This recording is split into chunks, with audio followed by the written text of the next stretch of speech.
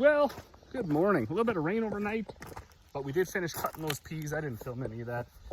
Actually, Amy, she rode with me the whole entire field. Whole 100 was like 8 hours of swathing. We got her done. So I certainly wasn't gonna interrupt that time.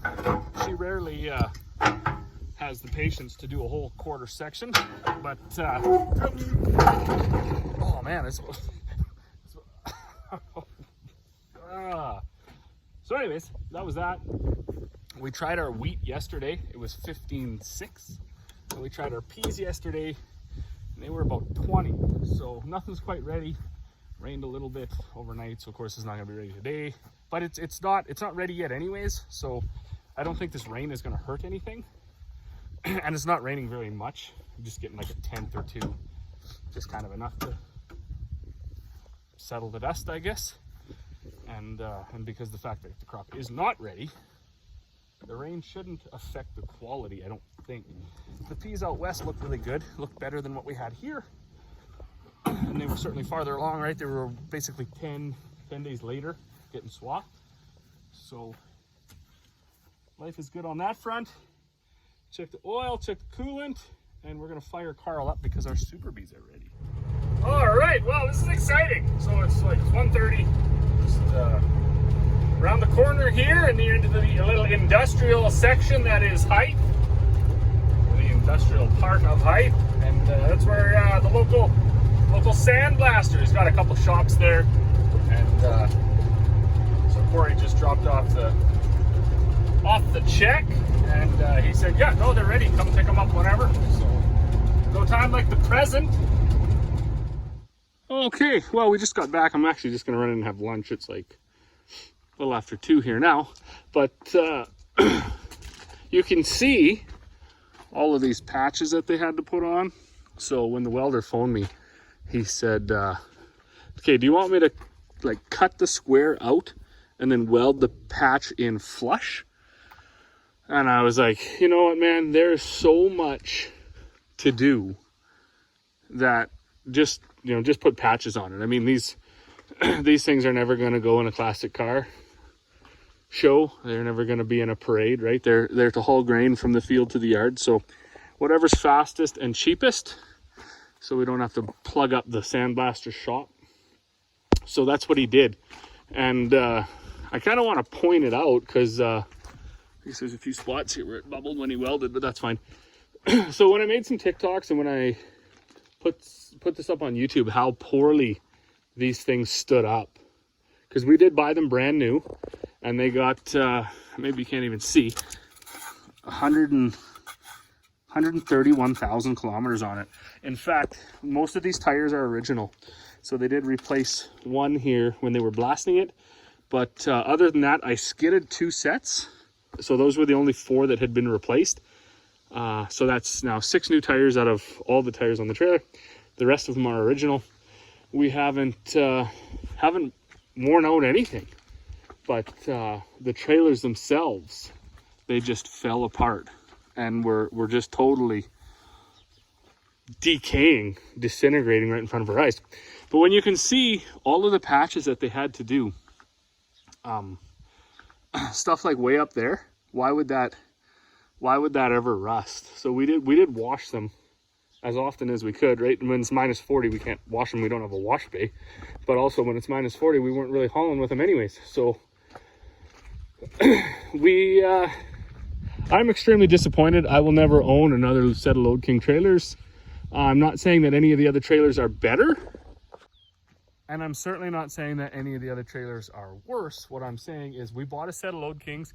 We gave them just shy of $90,000 when we bought these. We did buy them brand new right off the lot, and they fell apart, boom, within 3 years. The rust started, and then we had ground wire wheeled and stuff some of them out, and then tried to patch them ourselves, and it just was just a steady decline from there. It just got worse and worse and worse. So we've already gave them a shot. We gave them their big chunk of change. The next set of trailers we buy, they will be a different brand, and we will see how it goes. Most likely they'll be aluminum, but we don't actually haul that much anymore. So, and we don't haul that far anymore, and we don't custom haul anymore. So we probably won't even end up with a set of Super Bees. We'll end up with a straight trailer. But this side, quite a bit better. I actually was in an accident.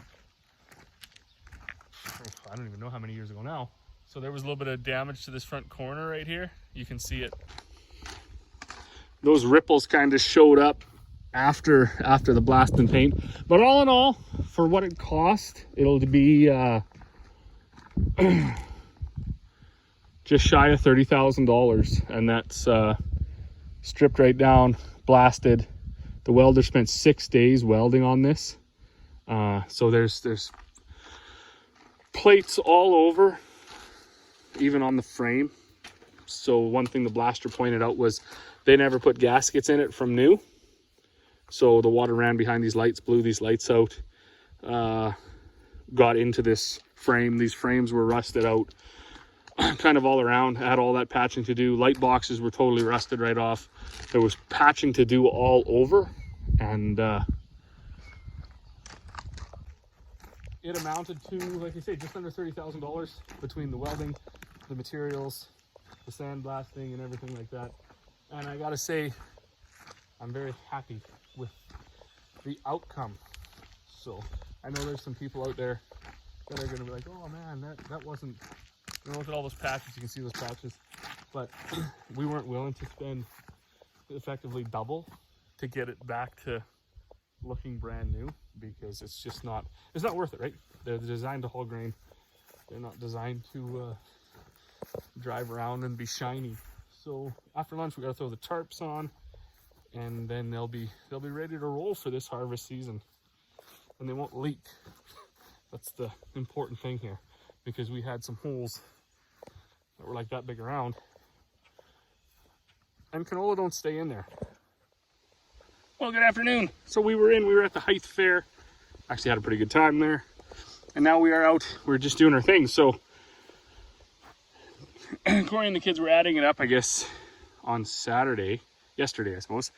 We got about 54 mouths to feed now on the farm. So we got our chickens and turkeys all over here. We got pigs. And now we got goats. And now we got emus and a pony.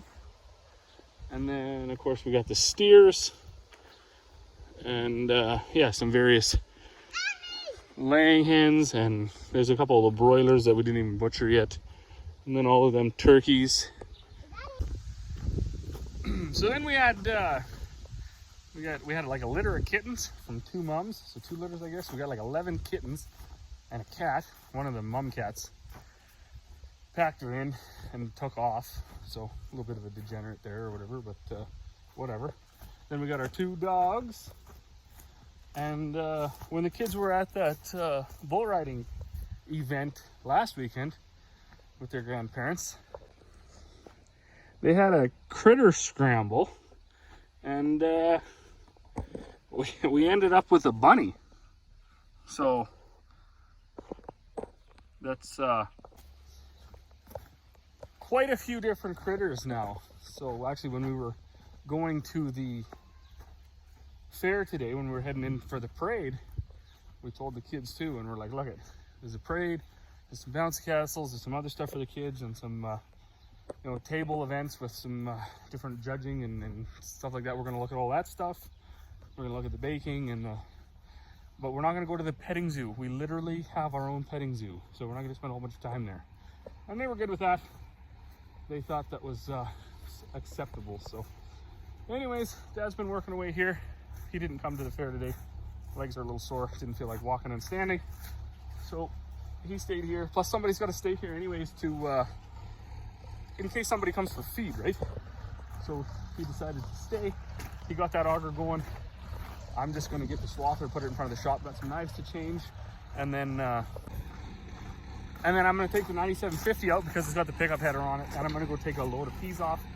And then I think we're going to just start the dryer, because that's the best way to preserve the quality, is to take the peas tougher and then dry them down. Videoing you combining, buddy.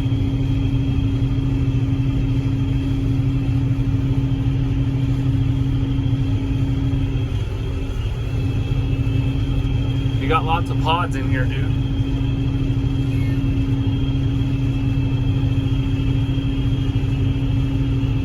It's not my fault. It's Combine's fault.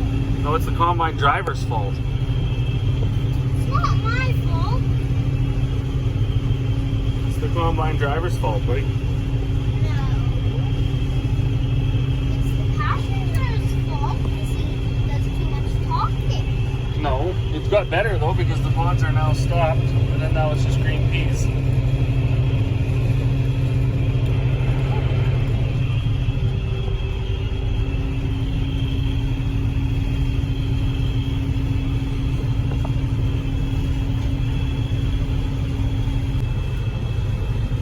How's your numbers doing, buddy? Good. Too low? Yeah. What's a good number to see over there? 100. You want to see 100? I don't think we're going to see 100 this year. Did you calibrate that thing before you started? Did you? I don't even know how, buddy. That's never been calibrated. No. Never.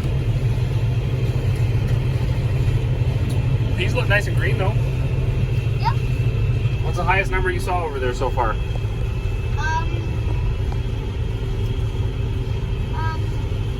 40. You saw a 40? Yeah. That's not a 5. Like a 5. Like a 5 and a 1 or something. But I don't think that thing's right. All it is a little bit of a reference to if it's better or worse. One day we should read the book and learn how to calibrate that thing, buddy. Yeah, one day we should. There's a 4 and a 1.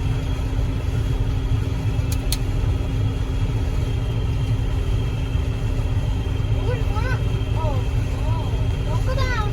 Go up. Well, the best thing you would want to see is 1000 space 000. That Like a would be 100,000 bushel crop. Yeah. You think you're ever going to grow one of those? No, There's a no, 4 and a no. 3. This is probably the best part of the field, though, buddy. This is right down by the lake. This is the best ground. Some people's whole entire farm is all just like this kind of ground. We only get like 8 acres of it. And then we get back out to where it's no good.